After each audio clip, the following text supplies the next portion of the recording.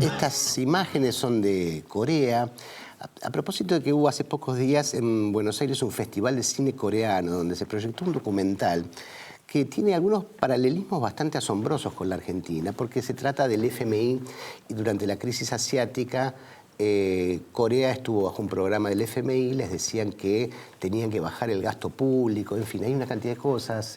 Las mismas recetas, Silvia, exactamente. Mabel, que no, uno dice, ¿cómo esto está ocurriendo en Corea o en Argentina? ¿No? Bueno, de eso vamos a hablar esta noche en Asuntos Públicos. Vamos a hablar de Asia porque ahora se habla mucho de la excepcionalidad argentina, ¿no? Había un economista estadounidense que hace muchos años decía que en el mundo había 4 tipos de economías: la economía capitalista, la economía socialista de aquella época de la Unión Soviética, Japón y la Argentina. Nosotros estamos en el grupo de excepcionales con Japón y bueno,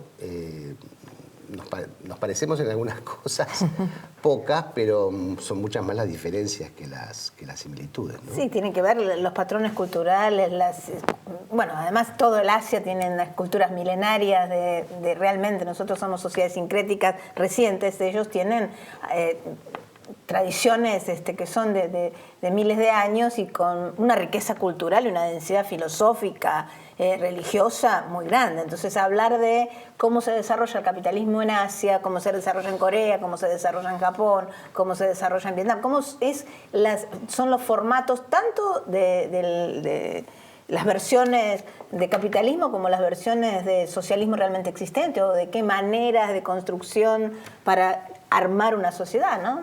Sí, bueno, hay que distinguir, los tigres asiáticos tuvieron una crisis que después nunca más volvimos a hablar de los tigres como tales, y el otro punto es el rol que tiene el Estado en esos países, el rol clave que tuvo el Estado para el desarrollo del capitalismo de sociedades que venían de un primitivismo, eran sociedades campesinas, etcétera, ¿no? Pero en toda la salida de la crisis de los tigres asiáticos, por ahí lo que no se dice es que el Estado tuvo un rol central con políticas keynesianas para volver ponerlos de pie, incluso en Japón.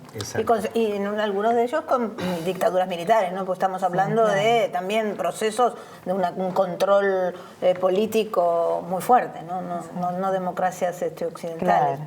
Bueno, y hoy nos visita un periodista experto en Asia, Julián Barsasky, que acaba de publicar un libro sobre Japón, se llama Japón desde una cápsula, que sale en estos días, y que previamente tiene otro libro sobre Corea, junto con Daniel Wiesenberg, que se llama Dos caras extremas de una misma nación, Corea del Norte y Corea del Sur. Gracias, Julián, por estar esta noche aquí. Y Japón y Corea, el libro de Japón hablas de la robótica, la virtualidad y la sexualidad. Acá hace algún tiempo mucha gente dice, cuidado con los robots porque nos van a sacar el trabajo. Y Corea debe ser el país más robotizado del mundo. Sin embargo, las tasas de desempleo son muy bajas. ¿Cómo hacen? ¿Cómo hacen eso? ¿Y Japón algo parecido? Es que son temas muy complejos. Corea del Sur tiene la tasa de robotización más alta de su industria. Japón está bastante por debajo. La diferencia en Japón es que la robótica avanza en la cotidianidad. Por ejemplo, la asistencia a ancianos solos, que no tienen quien los cuiden. Por un lado, esos países no les afecta la tasa laboral porque justamente como se dedican a la industria de la robótica, y la industria es lo que más genera trabajo en una economía, en ese sentido no los afecta. Al mismo tiempo, son países que tienen los dos tasas de creciente natalidad, resultado de un complejo proceso sociológico, y al mismo tiempo tienen baja tasa de inmigración, por unas cuestiones directamente nacionalistas, por decirlo con suavidad. Claro. Entonces, no son. Hay políticas xenófobas y las ideas xenófobas están dispersas, pero no todos los coreanos ni japoneses lo son. Pero entonces, al haber poca... hay necesidad de mano de obra. Claro. Sobre todo en ciertos trabajos, como por ejemplo enfermería. Corea del Sur, Japón sobre todo, trabaja como política de Estado en el desarrollo de la robótica gerontológica, digamos. ¿No? Porque aparte son gentes que o no tuvieron hijos o sus hijos trabajan muchísimas horas y lejos, no los pueden cuidar. Claro. Y tienen muy pocas vacaciones, ¿no? El modelo tigre asiático, uno de sus rasgos. Entonces, ¿se resuelve por el lado de la robótica o se intenta? En Japón tenés la foquita Paro, se han vendido más de 10.000, que es una mascota hogareña, no es un juguete, ¿no? Opera como una mascota que interactúa. Yo la he tocado, es muy pomposa, muy vibra por todos lados, te mira, te identifica, hace ruiditos. Entonces, sociedades que por otra parte son con una religión originaria animista. Es decir, la naturaleza está animada. Un árbol de cerezos, la montaña está animada. ¿Cómo no va a estarlo un robot que en muchos casos es idéntico a nosotros, o una foquita que es idéntica y con la que nos comunicamos literalmente? Nos da compañía, no entretenimiento, compañía. En esa cultura, en esa cosmovisión, cierra. Visto desde afuera, desde una mirada etnocéntrica, la primera conjetura que dicen muchos, están locos. No están locos, se piensa distinto. Claro. Claro. Es muy interesante el libro de Corea, Las dos caras de una misma moneda, porque vos con Daniel fueron cada uno al Corea del Norte, otro a Corea del Sur, y ustedes se iban comunicando y encontraban que había muchísimas similitudes. ¿Nos podés contar? Algunas, en todo caso. Justamente, el origen del libro, él publicó una crónica en Anfibia de Corea del Norte, donde contaba que en un hotel muy lujoso, en teoría de Pyongyang, Corea del Norte, la comunista, tenía que cenar con campera, porque hacía mucho frío, estaba en pleno invierno, no sé, habría como 20 grados bajo cero. Yo había publicado una crónica en Revista Brando, de Corea del Sur, donde había puesto que un alto funcionario de Samsung, un norteamericano contratado, importado a Corea, que trabajaba en el edificio central, pleno invierno, trabajaba con campera también. No porque no hubiese calefacción, sino porque no la aprendían. ¿Acaso en el norte porque habría falta de energía? En el sur, ¿acaso por ahorrar? El hecho es que le mandé un mensaje sin conocerlo, como lector de Anfibia. Mira, parece que el hipercapitalismo sureño y el supercomunismo dinástico, entre comillas, del norte se tocan en algún punto. Empecemos a investigar. Nos conocimos así, a la distancia, y empezamos a trabajar desde dos continentes distintos. Y a vos te tocó Corea del Sur. Claro, claro. Claro, vos planteás en el libro cosas muy interesantes de cómo es la vida cotidiana hipertecnologizada y los rasgos que eso tiene para la vida visto desde nuestra perspectiva. Es decir, bueno, la tecnología la tenemos todos tenemos teléfonos, pero ¿cómo es el vínculo cotidiano entre la tecnología y la vida social? Está mucho más naturalizado, eso está claro. Mira, esto remite al pensamiento asiático, remite a los libros de Lao Tse incluso. Byung-Chul Han, que es un filósofo surcoreano actual, que yo lo aplico en mis dos libros muy a fondo, dice que el pensamiento asiático no es esencialista, como el pensamiento occidental, ¿no? Nosotros estamos basados por el principio aristotélico de no contradicción, o blanco o negro, pero no las dos cosas a la vez. El símbolo del yin y el yang, el negro entra en el blanco y viceversa, y están unidos por una línea fluida. Entonces es un pensamiento poroso, muy adaptable a la circunstancia. Por eso, dice él, se adaptan con mucha más facilidad al cambio moderno. Nosotros el robot lo vemos como algo siniestro. No, pero si sos un humano, lo opuesto es un robot. Allá la línea divisoria entre real y simulacro es mucho más ambigua, porque es porosa, y el pensamiento asiático tiene ese rasgo, plantea este filósofo, y mucha otra gente también lo dice. Bueno, fascinante. Vamos a un corte y seguimos porque el tema de Japón y Corea trae un montón de preguntas realmente muy interesantes. Ya volvemos.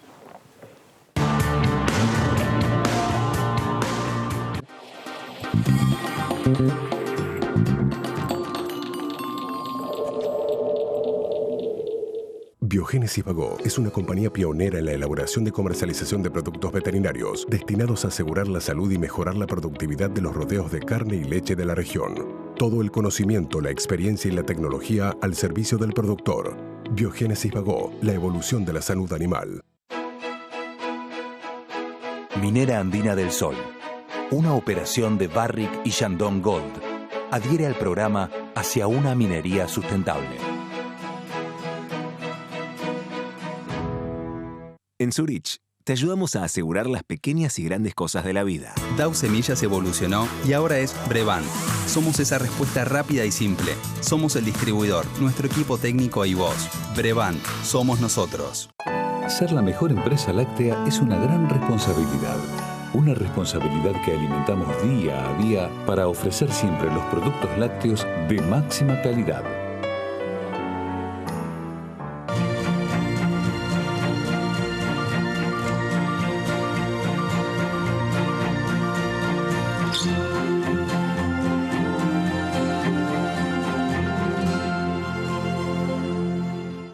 A veces para ganar, más vale jugarla de callado. Bueno, estamos transmitiendo en vivo en el Caballo de Madera por entrada Troya. Que un like no cambie tu historia. Os de Neo, seguí tu plan.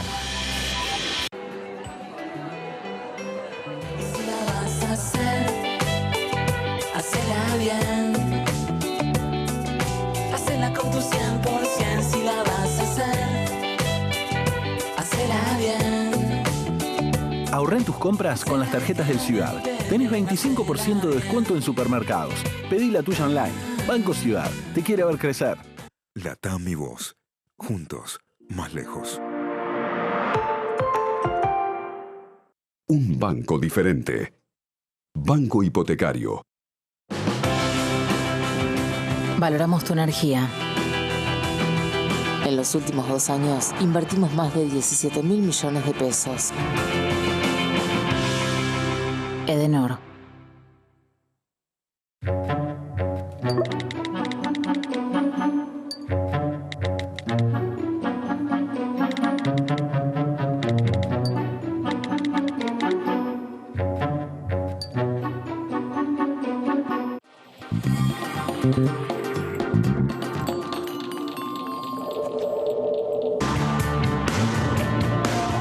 Seguimos en Asuntos Públicos, hoy conversando con Julián Barsaski, periodista que se ha especializado en algunos países de Asia, y hablando de Corea y Japón.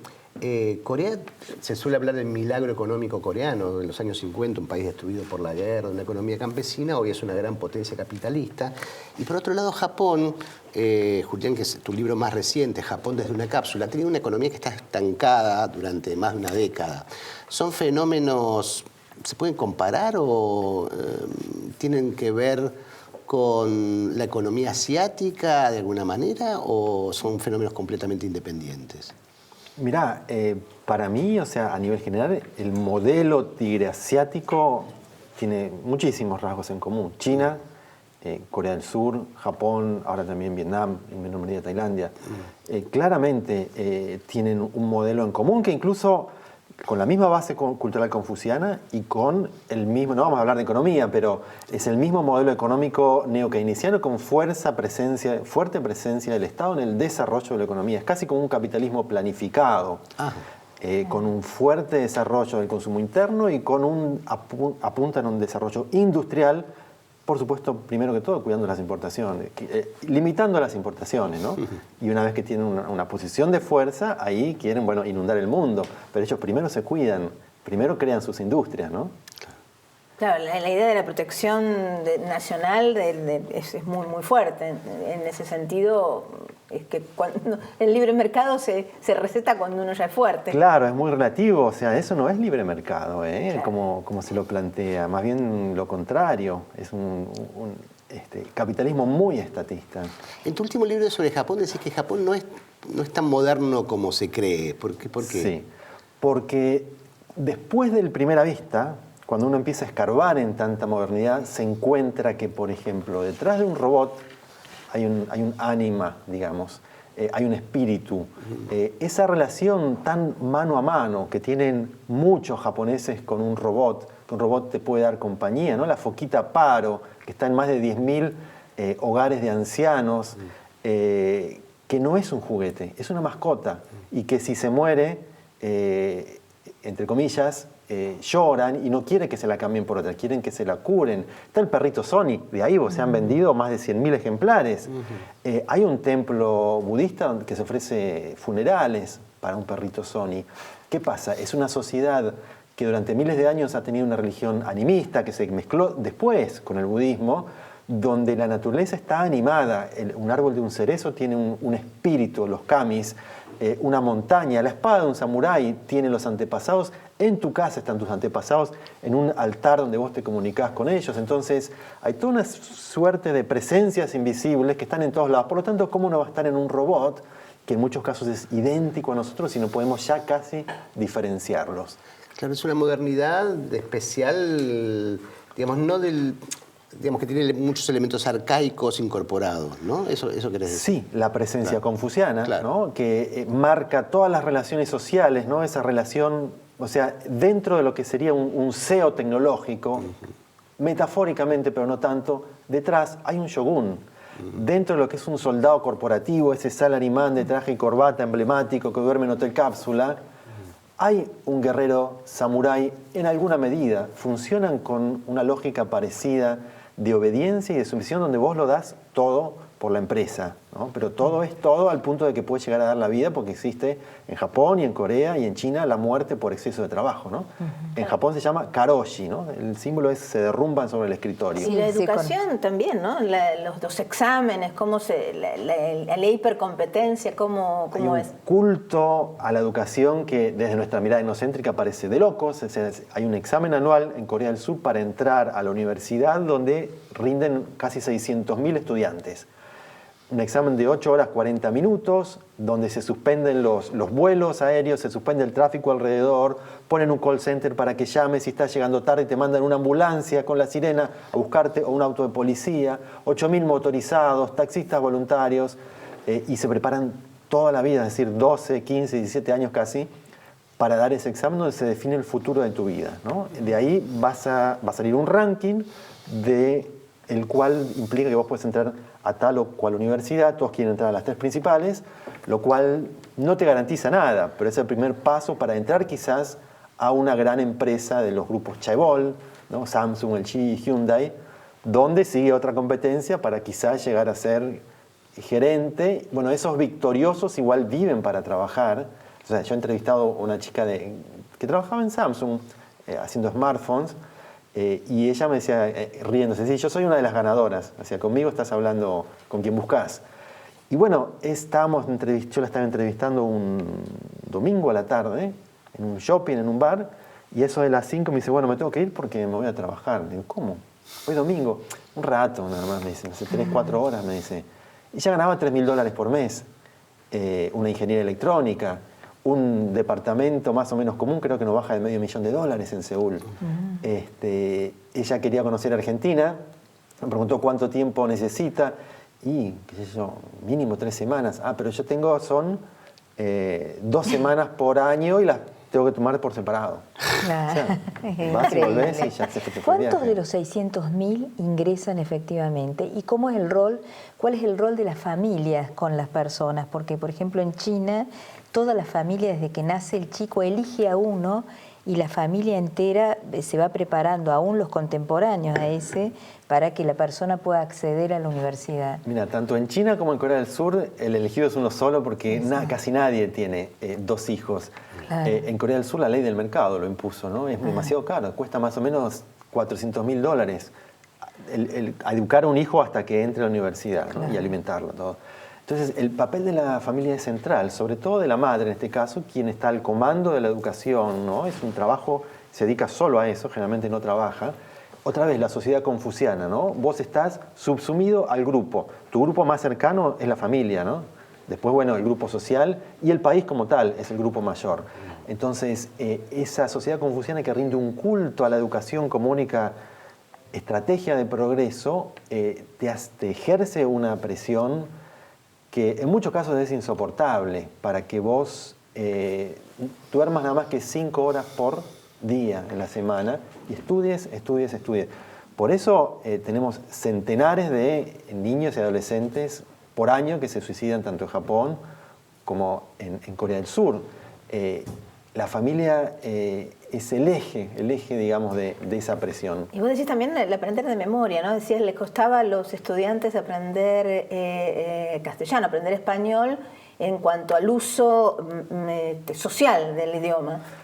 Claro, imagínate que si vos dormiste 5 horas y tenés que concentrarte 12 horas y pensar 12 horas, no hay cerebro que aguante, digamos. Terminás estudiando de memoria, repitiendo, porque no resistís. Mira, hay una escena medular que yo encontré de lo que es la sociedad del cansancio surcoreana, ¿no? Concepto de Byung-Chul Han, el filósofo.